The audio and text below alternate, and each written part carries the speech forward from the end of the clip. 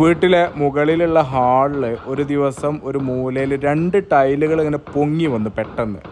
ആ പൊങ്ങലിങ്ങനെ പരന്ന് അടർന്ന് വരൽ തുടങ്ങി കേട്ടോ. സൗണ്ടൊക്കെ ഇങ്ങനെ മാറൽ തുടങ്ങി.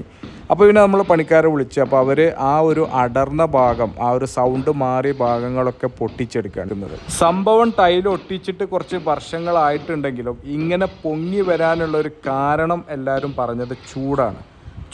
കഠിനമായ ചൂട് കാരണം കോൺക്രീറ്റിന് ഉണ്ടാകുന്ന മാറ്റം, അതായത് കാലാവസ്ഥയിൽ ഉണ്ടാകുന്ന മാറ്റത്തിനനുസരിച്ചുള്ള കോൺക്രീറ്റിൻ്റെ വികാസവും ചുരുങ്ങലുമാണ് ഇതുപോലെ ടൈലുകൾ അടർന്നു പോരാനുള്ള കാരണം എന്നുള്ളതാണ് പലരും പറഞ്ഞത്.